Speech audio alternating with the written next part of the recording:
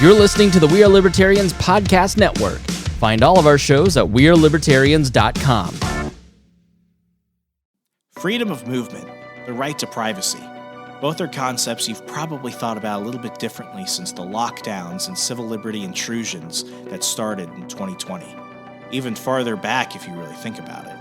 Well, our friends at privacypost.io have you covered of something that you're probably going to want to know about if you value both of those things.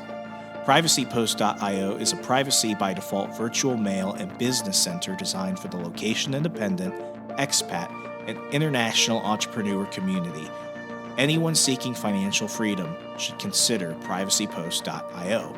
Their services include virtual mail, a professional business address, privacy trust services, company formation, and a Portugal D7 residency and virtual domicile in the privacy-respecting and income tax-free state of South Dakota. PrivacyPost.io protects you from third parties, overreaching government agencies, and complicit cloud-based platforms invading your personal, private, and business information. Privacy is freedom of association, expression, commerce, and mobility. Isn't it time you took it a bit more seriously? PrivacyPost.io is your partner in freedom. Go to PrivacyPost.io for more information today.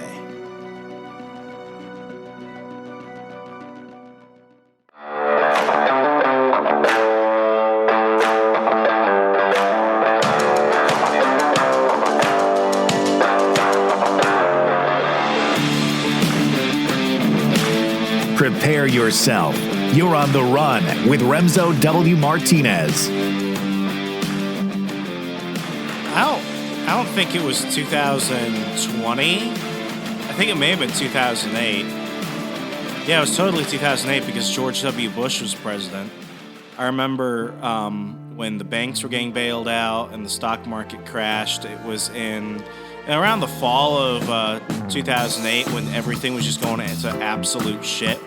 There was this guy who I guess was riding around a moped or something around Wall Street playing Bloody Sunday by U2, and somehow that became the song that represented the big crash and everything as everyone was just losing money left and right.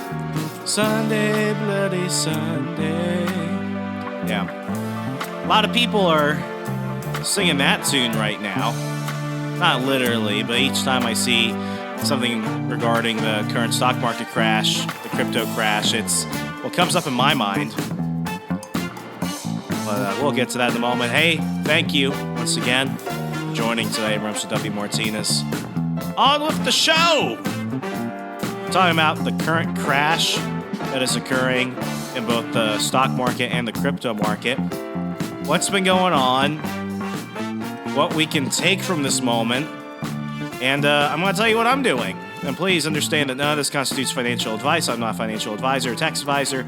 I am a mere entertainer and a public lone wolf, just trying to make sense of the world just like you. So please do your own research and consult the professionals when it comes to what to do with your money. We're going to go ahead and start off with a tweet I sent out last week. By the time you're hearing this, I'm recording this while currently recovering from the vid. I want to give a shout out to Trish and Hody who managed last week's show, and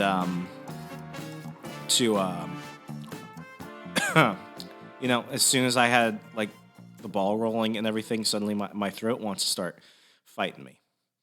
Want to go ahead and thank Trisha and Hody last week for managing the show last Thursday. Ironically, I realized that this was around the same time last year that I got COVID. And Brian Nichols had to sub for not one, but 2 full episodes. And you all know me, when I have to miss a show, I usually try and record a ton in advance, or I'll go ahead and post episodes of other shows I appeared on this feed. This time it really hit me, and I saw it coming out of nowhere. I went and had a great bachelor party in Las Vegas with a few of my really good friends, the Degenerate panel. And as soon as I got back, Degenerate Derek went ahead and sent me a message and said, "Hey man, I'm not feeling really good." And I'm like, "Well, dude, it's ironic you say that because I'm not feeling good either." And I instinctively knew it was the juice bug again because I lost all taste, and immediately I was like, I got the Wuhan Megatron variant, and I got tested, and I had like the worst nurse to test me. She had to swab me twice, so I felt like my brain was being pulled apart. And then she was questioning me and lecturing me as if I had committed some type of moral outrage, moral failure by catching this. And yeah, whatever. So I had to take a few days off work, had to quarantine and all that stuff, and couldn't get anything out. I had nothing to put out, so I had to go ahead and pull in the A team of podcast hosts from the We Are Libertarians Network. Was able to not just grab one, but grab two of them to host last week's show, and I very much appreciate that. But that did not stop me from shit talking online, especially when I see morons going out and saying the dumbest shit. Now, you know what's funny about libertarians specifically, because Liberty Twitter is where I kind of hang out. Everyone kind of has like their Twitter niche. Like I have some friends, it's like, it's all cars or it's all like sports or jujitsu, since I'm also in jujitsu circles. But, like I still very much hang out in libertarian Twitter where you get to see like the dumbest freaking people. And, people are always like, you're so mean to libertarians. I thought you are one. And I'm like, man, I don't like stupid. I'm a team of one. I don't like stupid. And libertarians, what I will say is that when it comes to public policies, when it comes to history, when it comes to a very specific depth of knowledge, they're incredibly well-read and intelligent when it comes to things like monetary policy, foreign military intervention, constitutional law, stuff like that. Like they love that. I know that because I used to be the annoying guy talking that stuff every 5 minutes on Facebook, and I had to bring it into every conversation regarding the news. But sometimes when it comes to money, what I've noticed is that the more of an economist some random person on Liberty Twitter tries to sound, the poorer they actually are. And I'm not saying like, knowledge-wise. I'm like, financially, I know very few rich libertarians. And I'm not saying that to diss them, but I have a very basic rule that I don't take advice about money from poor people. And that's not a character attack. It's like, why would I take fitness advice from Amy Schumer? Why would I take health advice from Anthony Fauci? Just little things like that. And I think I brought this up to Max Golker about a year ago. I don't know if I mentioned on the show if it was beforehand, but I tossed a joke at him. I'm like, Max, why is it the economists always know what to do with all the money, but they never know how to use their money to get themselves rich? And it's this disconnect between how I view the world and how it should be versus how I actually do things myself. I think that's how it is with most people, whether they're economists or whether they're just regular people that really take a big interest in this type of stuff. But, I think I'm better than most when it comes to money, at least, in terms of what constitutes my happiness. I could pay my bills. I could live comfortably. I can invest more than 15% of my monthly income compared to what it is for most middle-income households. I've got multiple streams of active and passive income. I've got a side hustle. I'm starting a business this summer. Maybe I'll get into that a little bit later.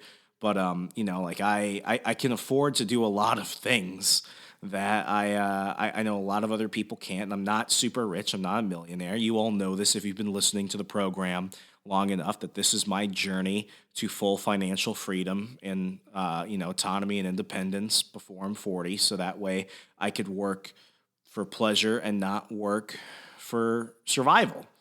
And, over the course of the last couple of years of this podcast, that's been the whole point of it. And I think I've made some progress. So heed my warnings when I say that I've made a lot of mistakes and I've made a lot of good decisions, and I learned more from my mistakes than my successes. But with that said, I do not take advice about money from poor people or stupid people, especially stupid poor people or poor stupid people. Special interest groups that they are. Poor stupid people. I just don't. And if they're on Twitter, and I also take less. I also just don't see a lot of credibility in people that don't use their real names either. So like I'm out there talking my shit, If I say something wrong, I own it. I take responsibility for it. These people can go ahead and give out terrible, terrible financial advice. And, if some poor sucker takes it, then there are no consequences. I put out disclaimers at the beginning of the show when we talk about this specific stuff. So come on, take some responsibility, because stupid is a virus and it's more contagious and more vicious than the Wu flu and everything else. So be careful, because stupid does infect, especially when it comes to your money. But here was the tweet that set off quite a few people. If you consider yourself a smart person and you're looking at the stock markets and crypto market and you're saying, OMG, I have to sell right now before it gets lower so I have cash on hand, you're not smart. You're making the rich richer. Why do I say that? In 2020, when Boeing was looking for a government handout and Halliburton was doing the same thing, a lot of people started paying attention to this. And this is just one of many examples, but this is the one big one that a lot of people started really paying attention to. Boeing was looking for a bailout before March 20th when the crash happened and the circuit breakers had to go off to stop trading. And Halliburton was doing the same thing too. What they were basically doing was they were intentionally leaking, which meant they weren't themselves putting out public statements about how bad their balance sheets were and their debt and everything else. But they were having people basically, they had managers and supervisors going around saying, hey, go take this document and give it to a reporter and don't say it was from you. Say it was from an inside source. Boeing, because, they've just been circling around debt for many years, and Halliburton because they were sitting on a lot of oil, and when oil and gas prices were just completely tanking in 2020, and they were literally having to pay people astronomical amounts of money to just put their oil on their land to store it. It was a bad situation. I mean, it was a rough situation, but that's what these two companies were really doing. And people were just like, no, we're not bailing out Boeing. And screw Halliburton, because they're making all this money, all that Dick Cheney money. Oh, they're making all that money, yet they're just getting rid of people left and right. And it seems like somebody from inside the company is leaking all this information. Because here's what ended up happening. When companies do that, and Halliburton and Boeing were two examples of how this happened. When companies intentionally start putting out not bad information, but information about how they're doing that is negative and it freaks people out, what ends up happening is that ma and pa investors, the average Joe, what they start doing is they start panic selling, or as you crypto bros will say, they start paper handing, because they want to make sure that they don't completely lose the paper value of their portfolios. So what they were doing was, they knew as we were about to hit a recession because of the bat virus and everything else, and because everything looked so bad, they started, all their shares, all these companies, not just Boeing and Halliburton, but a lot of these big companies, all their shares started dropping. And you know who started buying them up really super cheaply? Politicians, and we know very much about how the insider trading works. It's why there's currently bills trying to ban sitting members of Congress from buying individual stocks. So the politicians started buying up shares left and right, and then the CEOs and board members and majority stakeholders of these companies started buying up all these shares. Now, why would they do that if everything was so bad? Because two things. One, there's always a rebound in the market. There's always a rebound in the market. Despite how the crash looks and how many crashes we've had, what I've always said is, as long as the dollar is here, America is here. And if America is here, you're here. So unless all those things just collapse and we're dealing with an Enron-style doomsday situation, one or the other, I guarantee there's a recovery, because there always is.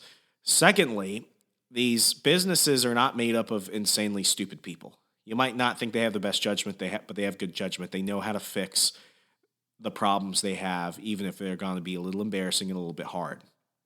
So what they did was, as you were selling off your stocks at a loss, they were going in and saying, oh my gosh, it's time to go ahead and buy more to 1, increase my wealth, 2, increase my cash flow if they pay a dividend, and 3, up my voting power. So they did that. While you sold at a loss, you lost money. That's what happened. And I'm not saying that's entirely what's happening now, but what we've seen is that we've seen a bubble that came from a lot of people having fast access to cheap money, and they were buying things at an accelerated rate. Some because of boredom, some because of they didn't know what else to do with an influx of cash, and that's where we're at. That's where we're at. But these come, and this will not be the last one that we have. And I mean, we're not even out of it. I think we're still in the beginning stages of it. I think it's going to continue out throughout Q1, maybe a bit into Q2, and then we'll start to see a recovery, hopefully towards the summer. But right now things are a little bit hairy. But going back to what I was saying about don't take financial advice from poor stupid people, is that when that was happening, they were saying, this is the end of the world. And I see this from a lot of libertarians, especially some big names. They're like, this is the end of the world. It's the dollar collapse. The stock market is fake. You should have just all bought Bitcoin, and none of it was worth it. We're all just going to die.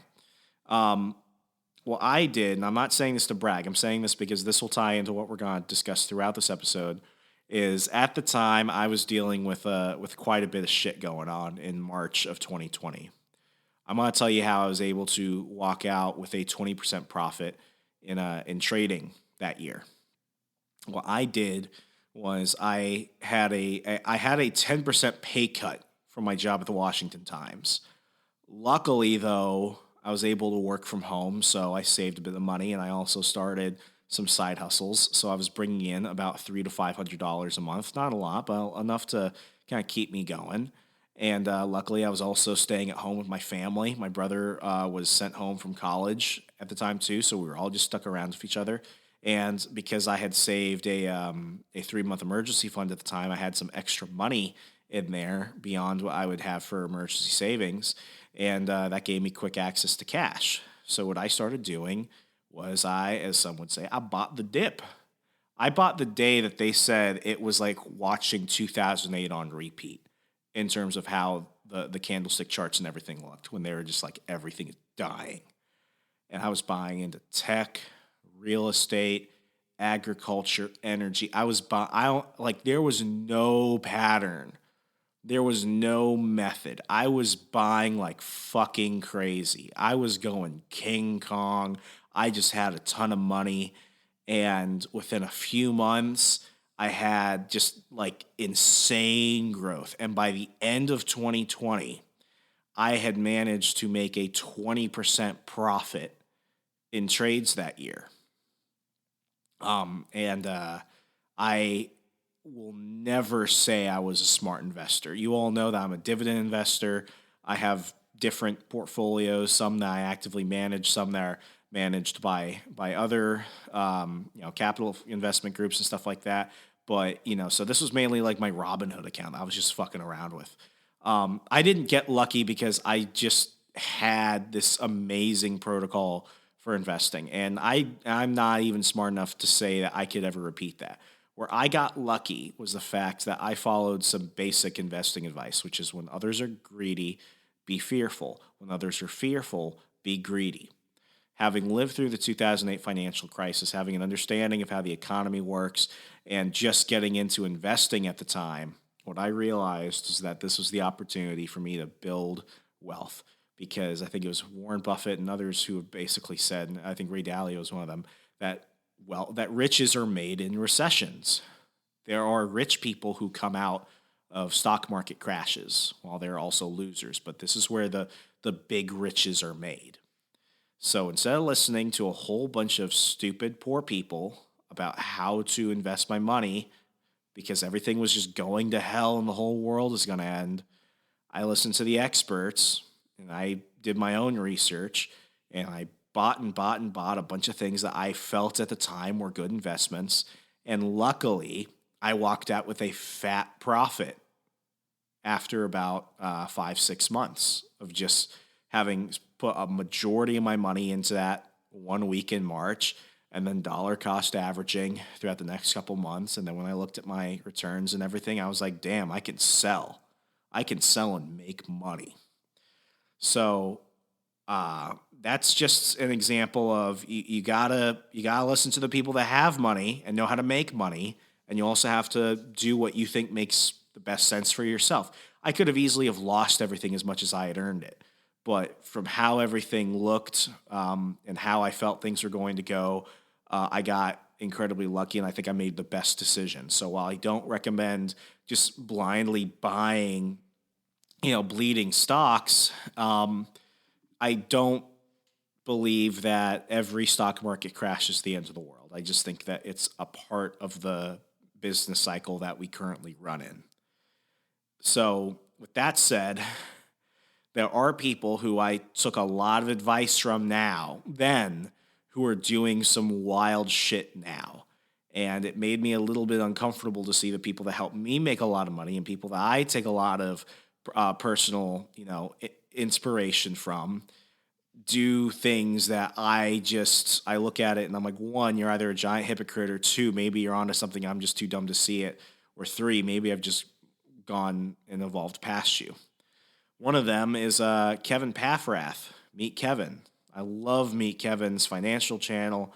One of the few Democrats I would ever consider voting for. He ran for governor of California last year to recall Gavin Newsom. Very smart guy. If you are getting new into investing, real estate, crypto, any of that stuff, his Meet Kevin YouTube channel is really great. I don't know if I'll be regretting saying this now. He certainly doesn't need my endorsement, but I can tell you, as I started watching his stuff when I was getting into investing, and I believe that it was a net positive on my life. But according to an article from Business Insider, Kevin went ahead and did the one thing that I never thought I would see him do. As soon as this recent stock market crash started, going electric boogaloo style, just losing its shit over everything, and now everyone is panic selling. Kevin literally sold $20 million of stocks and cryptocurrencies in the course of a couple days. From Business Insider, a popular financial YouTuber has said he dumped $20 million of stocks and cryptocurrencies over the weekend as the market route tests the buy the dip impulse of millennial traders. Meet Kevin, real name Kevin Paffrath, has more than 1.7 million subscribers on YouTube and is widely watched by retail investors for his advice on the property and stock markets. He shocked his viewers at the weekend by posting a video saying he sold 99% of his portfolio of stocks and cryptocurrencies worth around $20 million. Paffrath said that despite major sell-offs in stocks seen over the past 2 weeks, he thinks the markets have not yet hit peak fear and that declines have further to go. He did a 30-minute long video, and I just read like the highlights from it. I want to go back and actually watch it, but here's some of the takeaways I took also from a recap from Grant Stephan. Kevin thinks that we're in a 1929 crash cycle where basically people were using debt and bad credit to buy on leverage and just basically fuck around with the market for the hell of it. That's basically that. So he thinks that we're in a 1929 scenario where people are investing money they don't have into things they don't understand, which I think is usually how things work. But the fact that he thinks there's a lot more money coming in from younger people who are just intentionally trying to mess with things. We saw this with like the Wall Street bets people. Like, I don't see them having as much power as I think some people say they do. But he thinks we're walking into a 1929 crash scenario. For him to say that would have to be worse than 2008, because statistically, the 2008 market crash was worse than 1929 if you look at paper value and overall, like, money wiped off the board. it is scary when you look at the crypto market. I mean, $1 trillion was wiped off overnight from people panic selling Bitcoin and other cryptos. So maybe he has a point, but I don't, even if that were the case, I wouldn't say sell anything. Nonetheless, all of what you have. He also is looking at the situation in Ukraine, thinking that we're about to go into World War III. And I'll say this, like, even if Russia were to invade Ukraine, even if the United States got involved militarily, while that would be disastrous, while that would be difficult as hell, while that would impact everything, nonetheless, the financial markets, unless we are being invaded in the homeland, I still wouldn't freaking sell. And he's getting a lot of criticism for this, and I'm not going to make a judgment. It's not the decision I would make, but I think a lot of people are also ignoring the fact that he didn't just take all this money and turn it into liquid cash, and that's just it. Let's also understand how Meet Kevin didn't do certain things. One, I doubt that he sold all his mutual funds and he liquidated his retirement accounts. That would be a large penalty, and that would open him up to more taxes and everything else. I doubt he's doing that. He's a young guy. I doubt he pulled out of his Roth and his 401k and his other mutual funds. I doubt he did that. So he still has exposure, even if that means that he just got rid of all his single stocks. And in terms of that, I mean, he didn't say I am completely out of the stock market. All he said was I got rid of my stock in crypto. So pay attention to that. Secondly, he owns a business and he has cash flow from real estate and online courses. So it's not like he also doesn't have cash flow coming in. So yeah, he might be more liquid now, but he still has a degree of exposure, that being a smaller one if he just has the general accounts that most people do have. And he still has consistent cash flow coming in. I mean, he's getting money from YouTube as well. So he still has money coming in. He still has exposure to the real estate market, and didn't say he cleared his Roth, didn't say he cleared his 401k mutual funds. I highly doubt he would do that. That doesn't make sense. Those, even if they are tied to the stock market in that degree, he didn't get rid of them. He only got rid of a single stock. So it's not like he is just all out, the world is ending.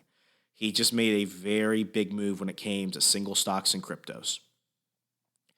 And it does kind of bother me to see him doing that, because as somebody who I've taken a lot of wisdom from, and it makes me really doubt my own self. But having lived through this several times, when you count 2008, when you count what happened in 2020, I would even bring up smaller crashes that occurred and moments of economic stagnation during the middle of the Obama years, 2010 to 2013, during that recovery period, especially since there was election going on, stuff like that. I would basically say that my entire life.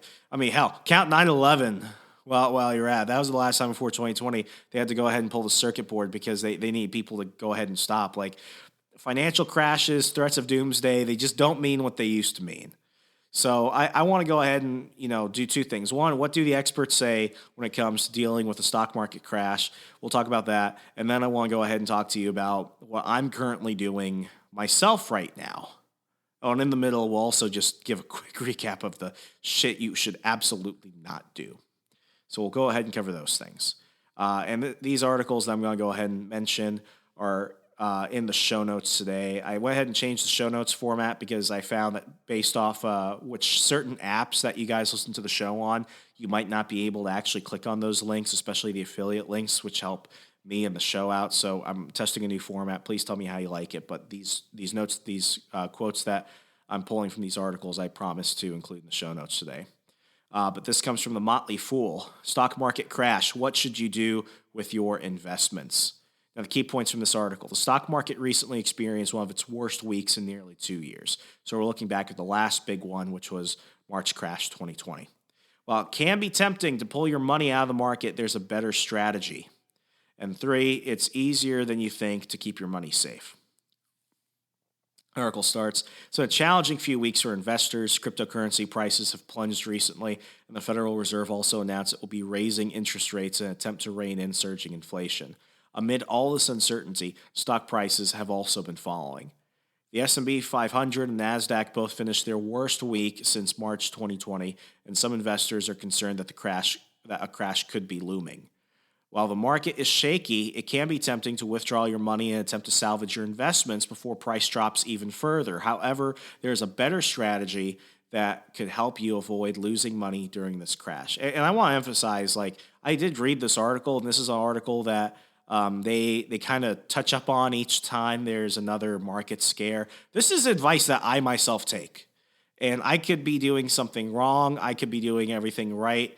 But this is where I have made some of my educated opinions on, and you should do your own research. But I'm telling you, whether you somebody said, I don't read The Motley Fool, they're owned by Citadel, blah, blah, blah, whatever. This isn't just their advice. This is advice that comes from many long-time, very wealthy institutional investors. So I'm going to go ahead and listen to the rich people on this one. Will the stock market crash? One of the most intimidating aspects of the stock market is its unpredictability. Nobody, even the experts, can accurately predict exactly what the markets will do. Though stock prices have taken a tumble recently, nobody knows for certain whether a crash is on the horizon. This unpredictably makes it nearly impossible to time the market or sell your investments before a crash. If you were to sell right now, for example, there's always a chance the market could rebound and you'll miss out on the potential growth. It's also possible to wait too long to pull your money out of the market. If you withdraw after prices drop, you may end up selling your investments for less than you paid for them, locking in your losses. Although stock market volatility can be unnerving as an investor, the good news is that it doesn't necessarily matter what the market does. It may sound counterintuitive, but one of the best ways to handle volatility is to do nothing. One of the best pieces of advice I took from a investing course on Udemy was that don't think there's a science to the market. Just accept that the stock market is like a living, breathing animal. It catches colds, it gets sick, but it's not pure rational logic like we would want certain things to be. It's emotional. Why? Because it has all of us in it. We all are the stock market. All of us are the stock market. It comes with our fears, it comes with our greed, it comes with our ambitions. It's irrational sometimes, it acts on emotion. So when you think of it more as that, and you think of it less as Mr. Spock or something, I think you'll be more desensitized to moments like this. Okay. The easiest way to avoid losing money. The most important things to remember when investing in the stock market is that you don't lose any money unless you sell. I'm going to repeat that part. Some of you need to really freaking hear this because I know too many people have very little money in and they lose a few dollars and they freak out and then they sell. One of the most important things to remember when investing in the stock market is that you don't lose any money unless you sell. You got to diamond hand that long term. Be an investor. Don't just be a speculative trader. Even if stock prices plummet, you haven't technically lost anything as long as you continue to hold your investments. And folks, this is why I'm a dividend investor. I could care very little about the paper value of my portfolios, especially the single stock portfolios I manage myself that don't belong to one of the major investing services out there that are managed by them. I go for the cash flow. I go for the dividend. I go for the blue chip stocks that pay out regularly because regardless of how it might look that day, red or green, I know that those dividends have to be paid and they will be paid and that I will be the one receiving the payment, making money while I sleep, the only way to get rich. So I am also very, very callous because of that, because I know that if I sell something that's a good dividend investing stock just because the paper value is going down, I have just cut off an extra access to cash flow.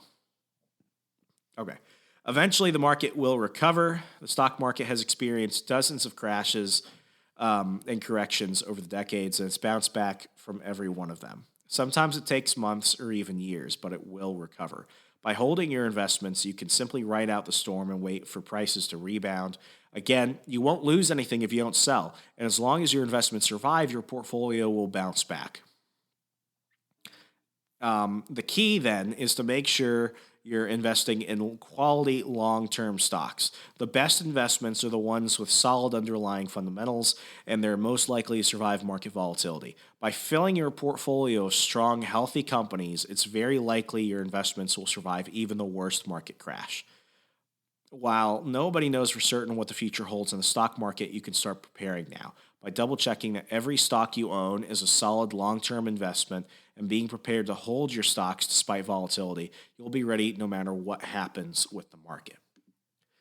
It was true 10 years ago. It was true 30 years ago. It's true now. It will be true tomorrow and the day after tomorrow and the next day and the next day and the next day. So keep your money in. There's another reason to emphasize the other things about it. Why would you need to pull out other than to have access to liquidity? What are some of the things that you should probably have to even avoid even having to think about that? Do you have an emergency savings fund of 3 to 6 months? Are you working currently? Do you have a side hustle? Do you have another stream of income through something else? I'm not going to say there are no wrong answers, but there are other answers that will hedge you, that will cushion you from looking at this and freaking out and making decisions based on fear. So let's go ahead and go over the don't list. Don't listen to people telling you to buy certain stocks. Jim Cramer went ahead and said last week, Netflix is on the dip. Buy Netflix. And what's happening right now? Yeah, Netflix is on the dip, but it's even going far below what Cramer even did. And I don't think he's buying it today because even he's probably looking at it thinking, shit, maybe this is going even lower. So don't listen to anybody tell you to buy any specific stock. Just don't. Nobody. Even the people that I think are incredibly smart, because I've even called some individuals who are very financially savvy and everything else. I've asked them what to buy. They've just been like, dude, I'm not even going to tell you what I'm doing. I don't even know what I'm doing yet. So don't listen to people telling you to buy certain stocks. What this is an opportunity to do is to, also kind of make sure that you could take a look at what areas are being hit more than others. It can be a good opportunity to see what areas of the market that you're too concentrated on. So that's one thing. The other don't listen to people who don't have money tell you about money. Don't listen to the person that's making 20 tweet chains who has an American flag as their portfolio and they're, Minuteman, Trump, MAGA, Revolutionary for Liberty 26, who's saying that buy golden bullets, it's the end of the freaking world. Screw all those people, okay? Listen, I don't make the best decisions all the time, but I'm never going to tell you definitively that this is the end of the world and shit like that. People who do that are stupid. Don't listen to stupid people. I have made money. I've lost a lot of money, but right now, throughout my life, I made a lot of good decisions. I made a lot of bad decisions. I've learned from them. What I can say, though, is that I'm wealthier than the people that are telling you the world is ending and the stock market is imaginary and the dollar's gonna collapse. I'm wealthier than them. I freaking know it. So don't listen to them. You don't even have to listen to me. Do your own research. Make your own judgments. Don't act out of fear. But really, do not listen to stupid people. Do not listen to people who don't have money tell you about money. Because two things. One, if they had money, they wouldn't be living the way they are. And two, they would have money. They wouldn't be telling you that shit. They would be charging you for that shit. You think they're going to give you their best tips? No, that's not how it works. And don't sell out of fear. A lot of this is stuff I've already told you, but I just really wanted to reemphasize that. So to kind of wrap things up, to kind of cap off the show, I just want to kind of go into like, what am I doing at this time? What have I done? The one thing that I had to do, just because of inflation alone, I had some extra cash that I've been holding for a rainy day. I went ahead and took all my free cash, which is cash that I did not need for an emergency savings and cash that I was not saving up for a specific short-term or long-term payment. This was cash that I was just kind of holding for a rainy day. I went ahead and took all of that and I bought it into a variety of specific single stocks that I've been looking to purchase when they started to drop. I'm not going to tell you what those were because I don't want to tell you that, then have you go do. I know some people will just tell you like, oh, I bought this, this, and this. I'm not going to tell you that, but what I will say is that I did buy into several ETFs and into one very large blue chip company that lost about 5% within a day that I had been looking into buying, some to add to my portfolio for a while. And ironically, it ended up dropping another 5% for a total 10% drop in 2 days, like the next day. So I could have gotten it even cheaper if I waited a day, but whatever. I bought a full share of this. It's got a very nice 4.9% dividend, which is amazing. And it's I'll give you a hint into this one. It's the largest asset manager in the world, worth trillions of dollars. I think it's $10 trillion. So if you do your homework, you deserve to learn that. But I bought that, and I bought some ETFs. And then what I did was I went ahead and I opened a portfolio with FundRise. We'll get into FundRise later. But otherwise, as I mentioned quite often, I'm a dividend investor. I care about cash flow. I buy into blue chip stocks that pay reliable and reoccurring monthly, quarterly, and annual dividend. So that way I'm getting paid as I sleep. And I'm not doing anything different with that. I'm reinvesting all my dividends I earn daily.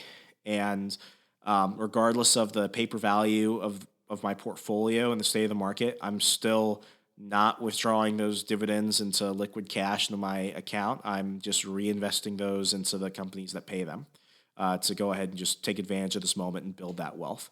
I'm going bullish on Bitcoin, and I know that a lot of people are paper handing, but listen, everyone was saying around 2008 when that crashed that Bitcoin was going to go zero. Some people I see them saying that now. Peter Schiff, the gold guy, is saying that's going to go zero. Listen, the odds of it going to zero are lesser than it going to 100K one day. That's just it. Bitcoin is here to stay. When there's no humanity, there will be no Bitcoin. And when there is no humanity and no Bitcoin, that means Bitcoin doesn't have value. Bitcoin has value because we, the people, have put value into it. Remember, the dollar value of Bitcoin is not a reflection of Bitcoin. One Bitcoin will always be one Bitcoin. It is a reflection of the US dollar. So understand, as we continue to inflate and everything else, regardless as to how the market spins of Bitcoin, Bitcoin will always be a good investment. It's where I'm going to be putting probably 15% of my monthly income next month. I'm going to be putting it directly in Bitcoin. I'll probably put some percentage of that 15%. I'm still deciding. I've got a couple days. I will probably put that into some altcoins such as ADA, Ethereum, USDC, but I only really invest in the altcoins now that I can yield farm, which means if I stake them, I'm getting interest paid on those, and sometimes you can get as much as 4.9% interest paid by staking coins. If you're interested in getting into crypto and everything else, I've got a link down below for Coinbase. When you go ahead and spend $100, you get $10 in Bitcoin. So, and you can learn all about that stuff there. So the only altcoins I'm buying are the altcoins that I'm earning yield from. And then, like for my 401k and my other accounts, like, I maxed out my Roth at the beginning of the year. So that's all good to go. But for like my mutual funds and my other retirement accounts, I'm still meeting my employer match. I'm still, automatically investing every month and reinvesting those dividends. That's not changing. That's not changing for me at all. Oh, excuse me if you hear a hard edit there. I had to cough. So no, that's changing.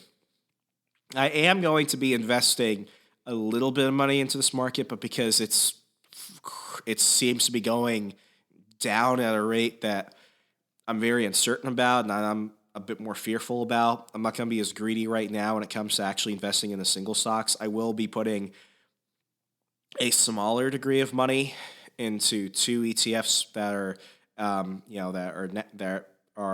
exposed to me the entire market. I think they're at good value right now. And I'm not saying this to contradict myself earlier about not telling you something buying because I want to influence you. I want to tell you this one, like VTI, VOO. I can tell you that I'm seeing all the other big finance guys saying that they're going heavy into this. I'm not going heavy into VTI and VOO, which are some of the best ETFs out there, but those will be the only ETFs that I'm putting money into monthly at this time. And I'm putting 1% into gold. You know, I know people say gold is for old people, but, I don't care. Gold is still a good hedge. Gold still has a use. Well, I don't think we'll be trading gold bullions in Mad Max's Thunderdome. I think we'll be, trading condoms, alcohol, and bullets.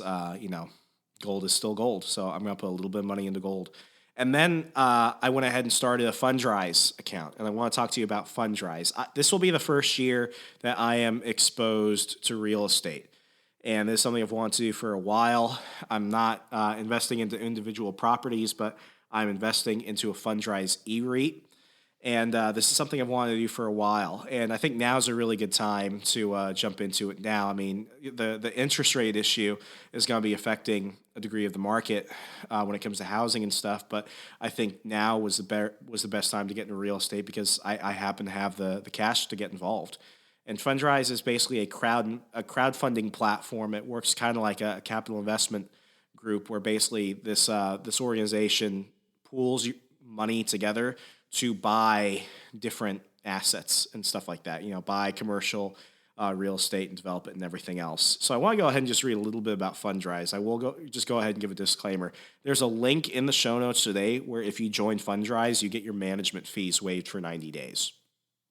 So if you're interested in that, go ahead and sign up with the link below. But I'm just going to go ahead and read a little bit from this real estate investing guide that FundRise went ahead and provided. With its ability to earn consistent income, track record of long-term appreciation, and capacity to a diversified investment portfolio, real estate is used by many smart investors to build wealth. In fact, those who diversify a portion of their portfolio in real estate investments have historically outperformed those who haven't. So what are the benefits of investing in real estate? Real estate features a unique combination of short-term and long-term earning potential as well as diversification power not found in any other asset class. So while you're thinking, the stock market is just the same as the real estate market, don't think of that. Not all investing is equal. This is completely different. One of the things that they're going to provide you here is consistent cash flow. For many investors, the ability to create consistent cash flow is one of the most important, attractive aspects of real estate investing. Some examples include equity ownership in apartment buildings that earn income through rental payments or loans that earn income through the interest payments. Long-term gain potential, diversification. It's the housing market has traditionally outperformed the stock market when it comes to this type of stuff. It has more consistency and less volatility. This article goes ahead and says that private market real estate has little correlation with the stock market performance because they're traded in separate markets. So if you want to invest still, and you're not currently invested in real estate, and you're kind of scared when it comes to crypto and stocks, this might be something that you want to look into sooner than later. The difference is this difference plus less efficient dynamics of the private market and far fewer large daily changes in values has made its performance less volatile and more stable than the stock market. So while a lot of people are saying, I don't know if this is the time, I don't know if this is whatever, listen, it's better to be exposed now and to get access now than to never get it because there's always going to be a reason not to get into the stuff. So, finally, the opportunity to get into actually exposing myself to real estate, to generating cash flow through real estate is something I've wanted to do for a while. You can go ahead and read this article on FundRise, but if you want to go ahead and join and get 90 days of management fees waived, go ahead and sign up with the link below. Now, lastly, and this is the overarching theme of this show. This is the overarching theme of all our episodes I try and put together. Good or bad, Administration A or Administration C, regardless of what is happening, your number one generator of wealth is you and your skills and your ability to produce value for other people. What helped me during the worst moments of my life and what's helping me now build wealth and income during a very blessed moment of my life is my ability to use the power of the internet and my ability to learn fast and adapt fast to generate money. And if you have not begun to understand the importance of different active and passive streams of income outside of your regular 9-to-5, I'm sorry to tell you this, but you're going to be working until the day you die. There's not going to be Social Security for us. I'm 27. There's no Social Security waiting for us millennials. When you look at the people who are buying up all the real estate, buying up all the hard assets and everything, what are they doing? They're trying to create cash flow.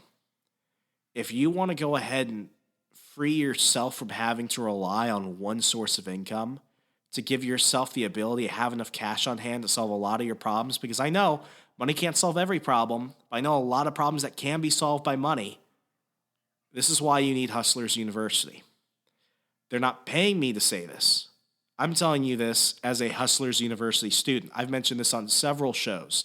I've been a freelancer and a side gig promoter and all these things, video and audio editor, copywriter, consultant. I've had side gigs out my ass for 20 million things. And let me tell you, if I had access to Hustlers University 4 or 5 years ago, I would be living in a bigger apartment.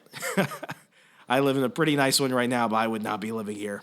I would have made a lot of different choices. But whether you want to learn about freelancing, copywriting, crypto trading, personal finance, if you want access to teachers who teach all those things, who actually have done them to make money. These aren't your tenured professors who are experts in their field but have never done any of the things that they're telling you, who have never made money off of the things that they're telling you. If you want to learn from the people who are actively making money, if you want access to them as well as exposure to people from around the world who are learning and trading ideas and, talking about the topics that really freaking matter to you, if you want to learn how to even just bring in a few $100s a month, and some of the people that are posting their wins in these groups, like, my God, they are pulling in life-changing amounts of money. Ask yourself, what would an extra $1,000 a month do to help you?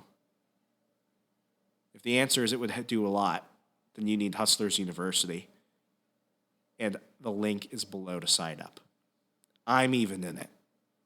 I'd like to think that I know a thing or two about how to raise money through side income, through active and passive means. But let me tell you, I pay the monthly fee. I will be in there with you. We can go ahead and we can take courses and listen in on things and argue with other people together. I'm in it. I think you would get value in it because I can already tell you that's provided a ton of value for me. Hustlers University. Sign up in the show notes. It's $50 a month. It's the best investment you could put into yourself right now. Hustlers University. All right, folks. That's a lot of talking. That's a lot of really hard shit about difficult times. So I'm hoping that I could ease your mind a little bit. I was able to provide some value. If you want to go ahead and provide some value back, all those links give me a little bit of a return for getting you to sign up for those. These aren't links that I'm just promoting just because they give something. They're all services I use. Coinbase, FundRise, Robinhood, Webull, Hustlers University. I have my money tied up in these. I use them as a client. I would not tell you to use something that I do not use personally. So please go ahead and use any of those affiliate links if something caught your fancy. And consider leaving the show a 5-star review across whatever app you're using all over Al Gore's amazing internet. As always, be good, be safe. I'll talk to you later.